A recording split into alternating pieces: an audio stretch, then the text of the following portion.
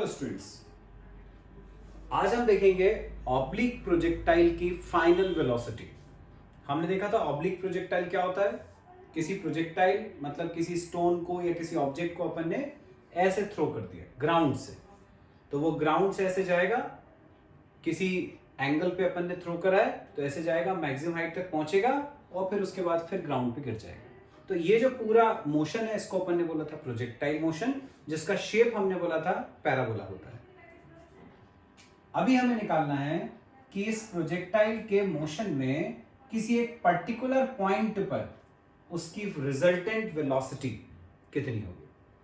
Projectile के path पे किसी एक पर्टिकुलर पॉइंट पर उसकी वेलोसिटी कितनी होगी वो अपन को कैलकुलेट करना है। तो हम इसको दो पार्ट में निकालेंगे। पहले अपन लेते हैं हॉरिजॉन्टल मोशन। हॉरिजॉन्टल मोशन, इस हॉरिजॉन्टल मोशन में हम निकालेंगे उसकी फाइनल वेलोसिटी, फिर हम निकालेंगे वर्टिकल मोशन में फाइनल वेलोसिटी और फिर दोनों का रिजल्टेंट। सबसे पहले हॉरिजॉन्टल मोशन में फाइनल वेलोसिटी निकालने के लिए first equation of motion use करेंगे, v equal to u plus a t. क्योंकि अपन हॉरिजॉन्टल मोशन ले रहे हैं, हॉरिजॉन्टल मोशन में फाइनल वेलोसिटी को हमने नाम दिया vx। u की जगह इनिशियल वेलोसिटी, लेकिन डायरेक्शन कौन सा ले रहे हैं अपन, हॉरिजॉन्टल। इनिशियल वेलोसिटी है u, जो मान लो ग्राउंड के साथ थीटा एंगल बना रही है, तो इसके दो कंपोनेंट्स हो जाएंगे। ये वाला कंपोनेंट इसके साथ एंगल जुड़ा हुआ है तो ये हो गया u cos थीटा। ये वाला कंपोनेंट इसके साथ एंगल नहीं जुड़ा हुआ है थीटा, तो ये हो जाएगा u sin थीटा। अभी अपन हॉरिजॉन्टल मोशन ले रहे हैं, हॉरिजॉन्टल में इनिशियल वेलोसिटी होती है u cos थीटा, तो u की जगह रखेंगे u cos theta plus a है एक्सेलरेशन। पर हॉरिजॉन्टल मोशन में अर्थ का एक्सेलरेशन एक्ट नहीं करता, वो वर्टिकल मोशन में एक्ट करता है।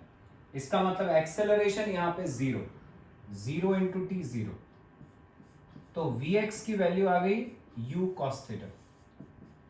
फर्स्ट इक्वेशन आ गई। ये अपन ने हॉरिजॉन्टल मोशन लेकर vx निकाला। अब ऐसे ही हम लेते हैं वर्टिकल मोशन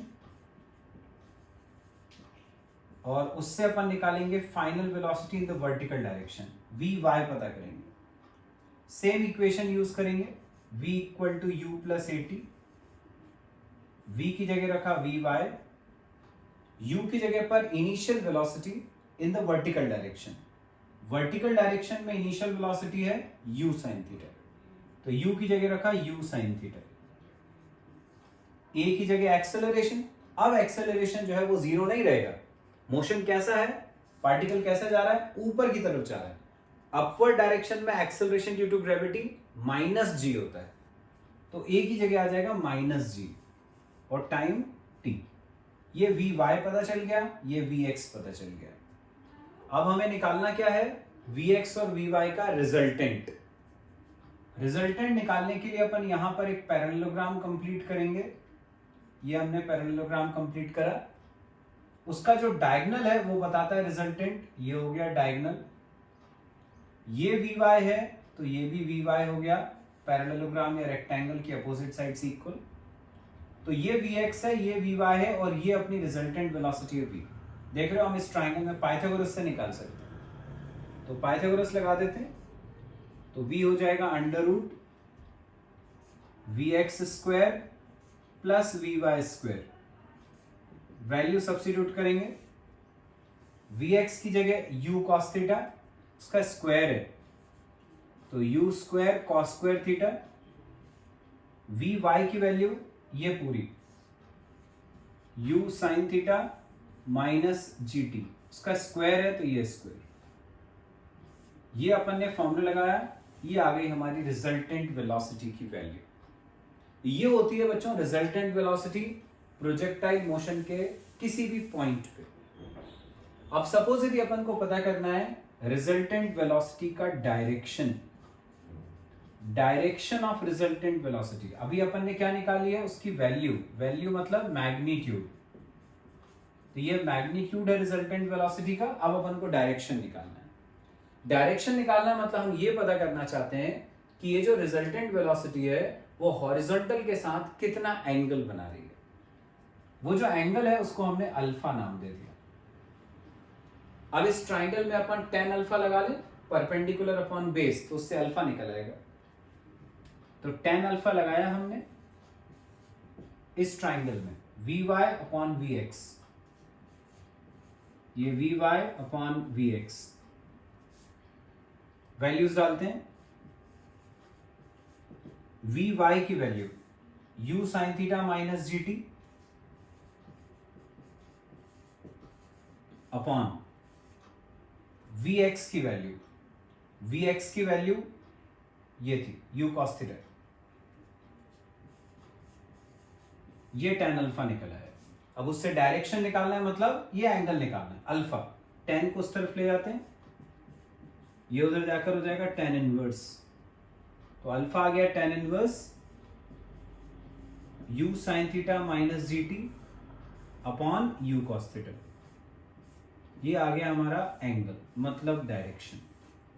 तो अपन को पता चल गया कि जब ये प्रोजेक्टाइल मूव करता है तो उसी के किसी भी पॉइंट पर, प्रोजेक्टाइल मोशन के किसी भी पॉइंट पर जो रिजल्टेंट वेलोसिटी होती है उसका मैग्नीट्यूड इतना होता है और उसका डायरेक्शन ये होता है।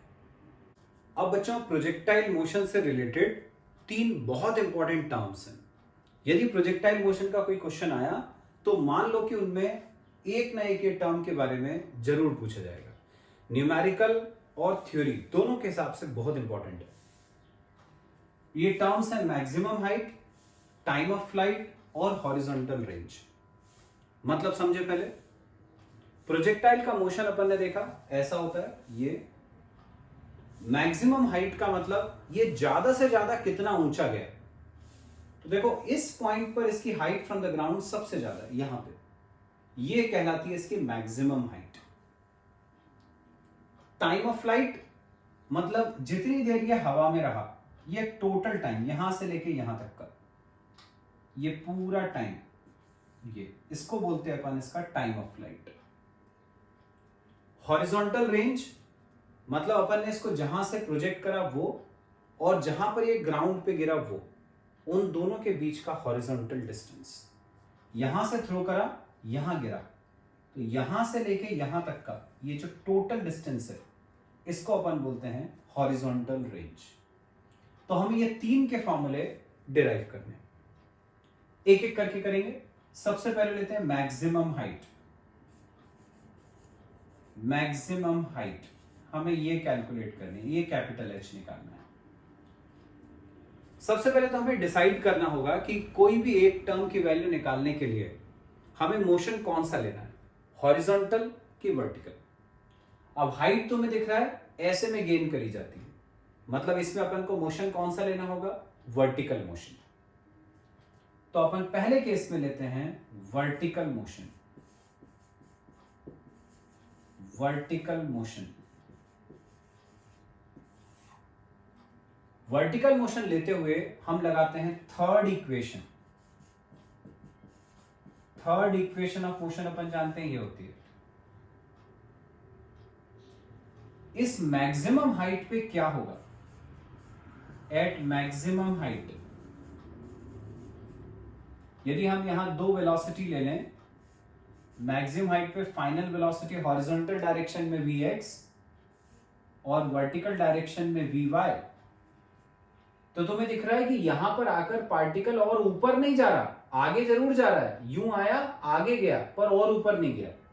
और ऊपर नहीं गया इसका मतलब क्या हुआ कि इस पॉइंट पर आकर उसकी जो फाइनल वर्टिकल वेलोसिटी है वो 0 हो गई, इसलिए और ऊपर नहीं जा पा रहा। मतलब मैक्सिमम हाइट पर जाकर उसकी फाइनल वर्टिकल वेलोसिटी 0 हो जाती है। अब अपन इस फॉर्मूले में वैल्यू रखते हैं, फाइनल वेलोसिटी 0, u की जगह पर इनिशियल वेलोसिटी, पर इनिशियल कौन सी, इन द वर्टिकल डायरेक्शन, अपन वर्टिकल मोशन ले रहे हैं, वर्टिकल डायरेक्शन में initial velocity u sin theta, तो u की जगह रखना है u sin थीटा, उसका स्क्वायर है तो u square sin square theta plus 2 into A, मतलब एक्सेलरेशन, जा कैसा रहा है प्रोजेक्टाइल ऊपर, अपवर्ड डायरेक्शन, ऊपर की तरफ एक्सेलरेशन होता है -g, ए की जगह रखा -g, s की जगह डिस्टेंस, यदि अपन मैक्सिमम हाइट निकाल रहे हैं तो डिस्टेंस कवर्ड हुआ यहां से यहां तक जाने में वर्टिकल डायरेक्शन में ये पूरा h, डिस्टेंस हो गया h, ये हो जाएगा प्लस माइनस माइनस 2gh, उसको इस तरफ ले आए तो यहां आ जाएगा 2gh equal to u square sine square theta. यहां से h की वैल्यू निकाल लेंगे, h आ गया you square sine square theta upon 2g, ये निकल आई मैक्सिमम हाइट। तो जो पहली टर्म अपन को निकालनी थी वो हमने कैलकुलेट कर ली। अब हमको चाहिए time of flight. Time of flight का मतलब मैंने बताया पूरे मोशन में लगा टाइम। तो अपन इसको दो पार्ट में निकालते हैं। पहले हम निकालते हैं यहां से ऊपर तक जाने का टाइम स्मॉल t, और फिर हमने पढ़ा था टाइम ऑफ असेंट और टाइम ऑफ डिसेंट बराबर होता है। तो ये जो ऊपर जाने का टाइम होगा उतना ही नीचे जाने का टाइम होगा। तो बस अपन को ऊपर जाने का टाइम आज पता चल जाए तो उसका डबल कर दे तो टोटल टाइम निकल आएगा। तो अब अपन निकालते हैं time of flight. Time of flight ऊपर जा रहा है मतलब फिर अपन को अपवर्ड मोशन ही रहना है, वर्टिकल मोशन। अभी तक हमें हॉरिजॉन्टल की जरूरत नहीं पड़ी। फिर हमने लिया vertical motion. First equation of motion लगाई, v इक्वल टू u प्लस ए टी। पर मैक्सिमम हाइट पे final velocity 0, at maximum height v 0 हो गया।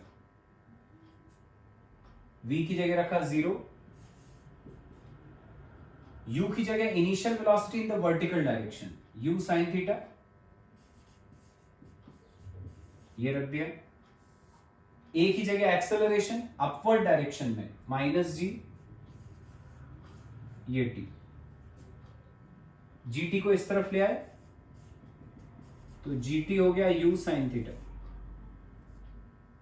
g को नीचे ले गए तो t की वैल्यू आ गई u sine theta by g। ये कौन सा टाइम हुआ? ये यहां से मैक्सिमम हाइट तक जाने का टाइम, उतना ही आने का होगा। तो टोटल टाइम हो जाएगा इसका double.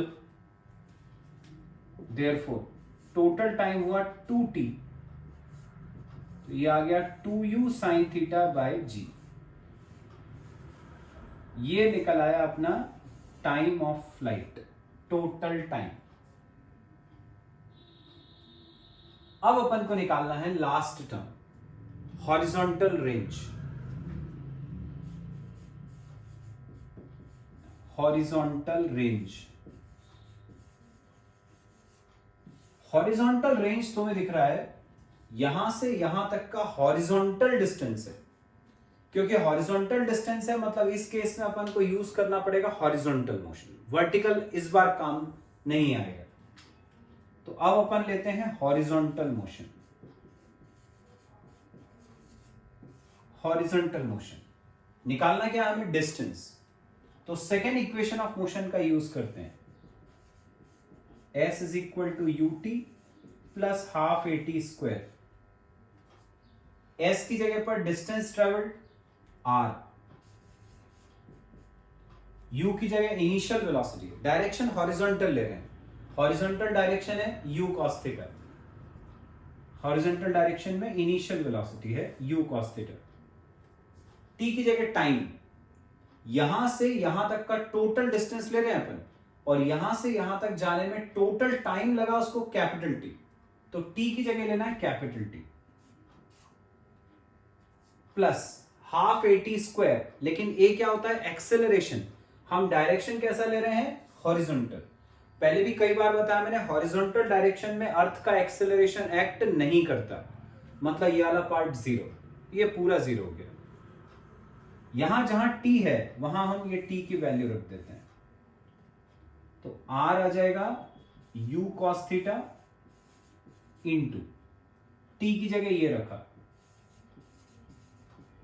2u sin theta upon g। तो r आ जाएगा u इंटू u स्क्वायर। अब क्या बच रहा है? तो बच रहा है 2 sin theta cos theta. 2 sin theta cos theta trigonometry का फॉर्मूला होता है sin 2 थीटा। ये आ गया, तो ये आ गया बच्चों हॉरिजॉन्टल रेंज का formula, u square sin 2 theta by G. अब इससे अपन ये पता कर सकते हैं कि यदि मान लो अपन किसी स्टोन को थ्रो करना चाहते हैं ज्यादा से ज्यादा दूर, हम चाहते हैं कि वो बहुत दूर जाए, तो हम उसको किस एंगल पे फेंकें कि वो ज्यादा से ज्यादा दूर जाए।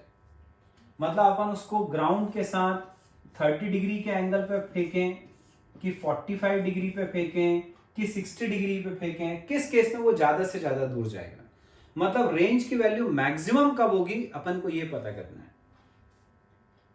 तो यदि r की वैल्यू तुम देखो तो उसकी वैल्यू में sin 2 थीटा आ रहा है, मतलब r यदि तुम्हें ज्यादा से ज्यादा चाहिए तो sin 2 थीटा भी ज्यादा से ज्यादा होना चाहिए। फॉर r मैक्सिमम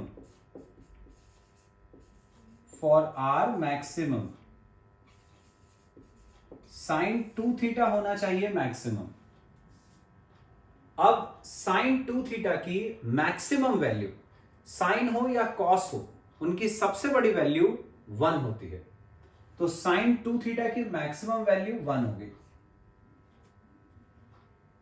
अब sin की वैल्यू 1 कितने डिग्री पर होती है? 90 डिग्री पर। तो 2 थीटा हो गया 90 डिग्री।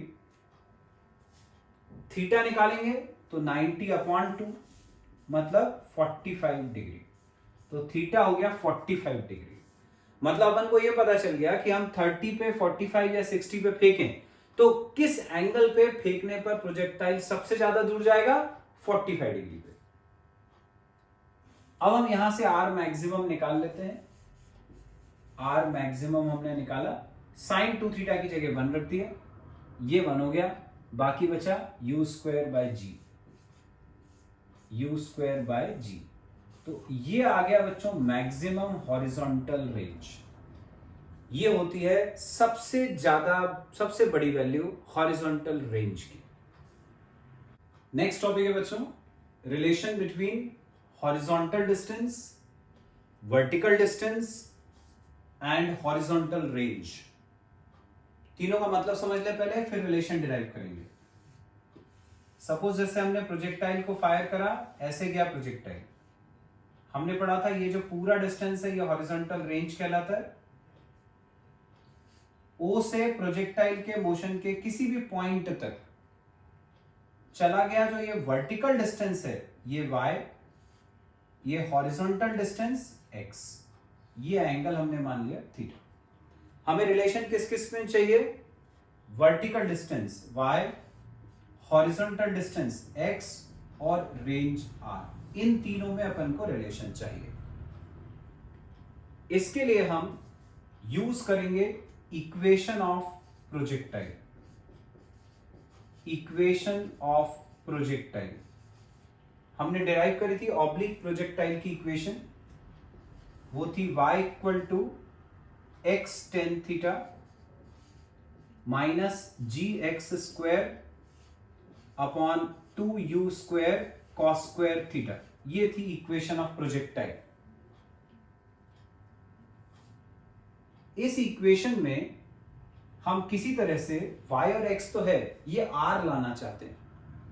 r यहां नहीं है, वो अपन को यहां लाना है।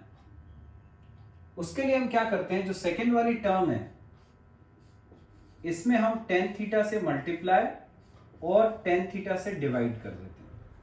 r लाना मेरी कोशिश है इस एक्सप्रेशन में कहीं। अब तुम देखो यहां x tan थीटा आ रहा है, यहां भी एक x tan थीटा आ रहा है, तो मैं इस पूरे में से x tan थीटा कॉमन निकाल लेता हूं। x tan थीटा हमने कॉमन निकाला। अब क्या बचा? यहां बचा 1 माइनस, यहां से एक x tan थीटा कॉमन हो गया, मतलब यहां एक x बचा, तो ये हो जाएगा gx upon 2u square cos square theta. ये tan थीटा जैसा था उसको हमने वैसे ही रहने दिया। अब देखें क्या हो जाएगा, ये हो गया y equal to x tan theta 1 minus g x upon ये 2 u square cos square theta into ये जो टेन थीटा है इसको हम लिख सकते हैं sine theta upon cos theta. Trigonometry में पढ़ा है टेन थीटा होता है साइन बाय कॉस। ये कॉस से ये स्क्वायर कट जाएगा। अब यहां तुम देख रहे हो 2 साइन थीटा कॉस थीटा आ रहा है। 2 sine theta cos theta trigonometry का फॉर्मूला होता है, ये होता है साइन 2 थीटा के बराबर। तो जहां पर 2 साइन थीटा कॉस थीटा आ रहा है हम उसकी जगह साइन 2 थीटा लिख सकते हैं। तो y इक्वल टू हो गया x टेन थीटा 1 माइनस इस x को मैंने ऐसे ही रखा, ये जो 2 साइन थीटा कॉस थीटा है उसको लिखा साइन 2 थीटा, नीचे का u स्क्वायर ऐसे ही है, जो यहां पे g था उसको मैं नीचे ले जा रहा हूं अपॉन g ऐसे लिख लिया। ठीक है, ये वाले g को मैंने नीचे ले लिया और ये 2 साइन थीटा कॉस थीटा की जगह लिख लिया साइन 2 थीटा। अब देखो ये जो u square sine 2 theta by G आ गया नीचे पूरा, ये किसका फॉर्मूला है? तो ये हमने अभी डिराइव करा था, ये हॉरिजॉन्टल रेंज का फॉर्मूला है u square sine 2 theta by G. इसकी जगह अपन r रख देते हैं। तो फाइनल एक्सप्रेशन क्या हो गया? y equal to x tan theta into bracket 1 minus x upon r, 1 minus x upon r, ये बन गया हमारा फाइनल एक्सप्रेशन। अब बच्चों इसके ऊपर बेस्ड क्वेश्चन कैसा आता है वो बताता हूं। जैसे बोला जाता है कि एक प्रोजेक्टाइल को अपन ने फायर करा, अब बोला जाता है it just clears a wall of height 20 metre at a distance of 10 metre. 10 metre दूर एक वॉल को जस्ट क्लियर करता है जिसकी हाइट है 20 मीटर, और बोला जाता है कि वो ग्राउंड पे गिरता है after covering a distance of 50 metre. तो क्या क्या पता चल गया अपन को? ये रेंज पता चल गई, ये वर्टिकल डिस्टेंस y पता चल गया, ये हॉरिजॉन्टल डिस्टेंस x पता चल गया। तो इस एक्सप्रेशन में x पता है, y पता है, r पता है, तो तुम थीटा निकाल सकते हो। थीटा की वैल्यू अपन को पता चल जाएगी। तो ऐसे इसमें 4 चीजें हैं, कोई भी 3 दे देंगे और चौथी तुम्हें निकालने को बोल देंगे।